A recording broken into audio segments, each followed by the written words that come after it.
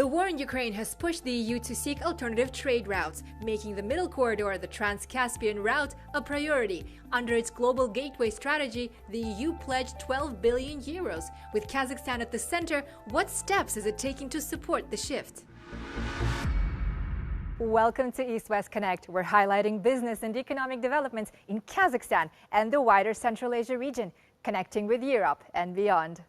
Spanning 4,250 kilometers of rail and 500 kilometers of maritime links across the Caspian, the Middle Corridor connects China to Europe via Kazakhstan, the South Caucasus, and Turkey. The EU wants to turn the Trans-Caspian route into a fast modern trade corridor, cutting transit time to 15 days. But bottlenecks remain. A 2023 study led by the European Commission and the European Bank for Reconstruction and Development identified 33 critical infrastructure upgrades and 7 soft connectivity reforms that could transform the corridor's efficiency.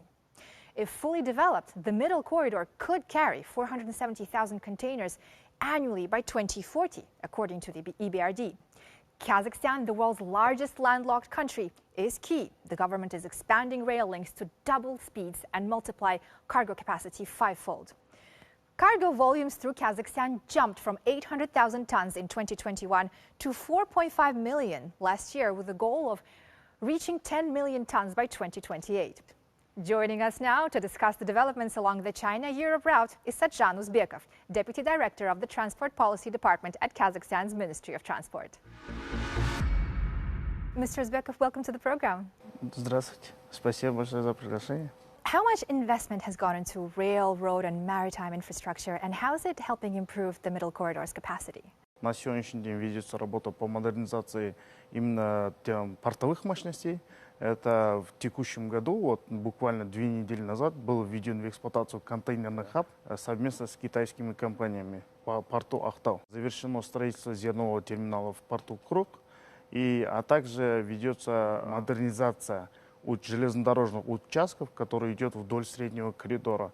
Общая стоимость порядка 4 миллиардов долларов. What specific steps is Kazakhstan taking to address the current bottlenecks? Для исключения узких мест нами ведется работа по модернизации лимитирующих участков и в сфере железной дороги, и автомобильных дорог. Начата проработка проектов именно в сфере железной дороги по модернизации участков. Сумма инвестиций 1 миллион долларов. Для развития автомобильных дорог на сегодняшний день завершается развитие коридора Западная Европа, Западный Китай. Начата проработка новые автомобильные дороги. Сумма инвестиций порядка 1 миллиона долларов. В целом на развитие автомобильных дорог предусмотрено 3 миллиарда долларов. So talk to us about Kazakhstan's throughput capacity via the Caspian Sea.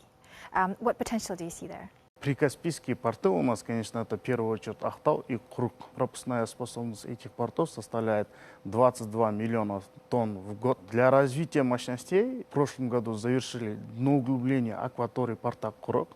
В текущем году планируется аналогичные работы в порту Ахтау. Дальше наращиваем флот отечественный. Планируется в ближайшей перспективе 6 сухогруза и 2 парома. Это позволит в целом нарастить объемы Транскаспийского международного транспортного маршрута.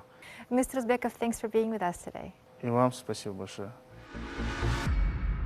Kazakhstan and Bulgaria are also aligning strategies, planning to link the ports of Burgas and Varna to the Middle Corridor. Meanwhile, Kazakhstan has opened a new logistics terminal in Georgia's Black Sea port of Poti, a joint project with local and Azerbaijani partners, with a processing capacity of up to 200,000 containers. It's a key connection to the Black Sea. Kazakhstan is also expanding its own port infrastructure. Let's take a closer look.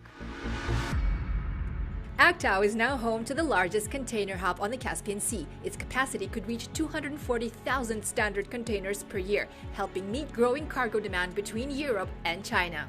The container hub in Aktau will be equipped with more advanced technologies. We'll be using a terminal operating system that will enhance the efficiency of the hub. Latest technologies like RMG crane, the latest ZPMC model that will be more efficient in terms of handling and loading, unloading the cargo coming from China to Caspian Sea. KTZ Express, a subsidiary of Kazakhstan Railways, is leading the project as multimodal operator of the Trans-Caspian route, providing rail links, port infrastructure, and digital solutions. we have launched the project called Test Customs. It helps the cargo to get the clearance at the customs when the cargo arrives to the border stations, and we decrease the time from 8 hours to 30 minutes. The company now plans to expand further with new terminals in Azerbaijan, Georgia, and Hungary, completing the logistics chain and simplifying access to European markets. A core EU focus is digitization to streamline border checks, customs, and logistics.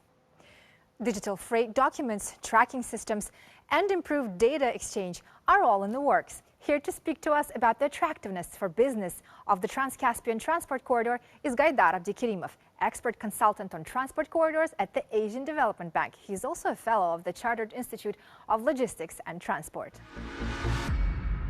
Mr. Abdikirimov, welcome. Great to have you with us. Добрый день, спасибо, что пригласили. At full operational efficiency, how economically attractive could the Trans-Caspian transport network become? Цифровизация данного маршрута будет улучшать скорость оказания сервиса. К примеру, вот у нас есть Global DTC компания, которая внедрила оформление между китайской и казахстанской границей. Они совместно, это с Казахстан Тимиржол, КТЖ Экспресс, Комитет госдоходов улучшили этот процесс и с 4 часов до 20 минут спустили процесс оформления одного вагона с контейнером. How are you helping simplify the cross-border formalities, and how will that help with the regional coordination across the Central Asian states? Как вы знаете, на Транскаспийском международном транспортном маршруте используется несколько транспортных прав. Несколько транспортных прав, когда коррелируются и стыковываются, мы теряем очень много времени. Для гармонизации данного процесса нам нужна цифровизация. И, конечно же, само правое поле надо проводить в единый знаменатель. И на сегодняшний день это тоже работа начата, и она ведется различными институтами развития, такими как Азиатский банк развития.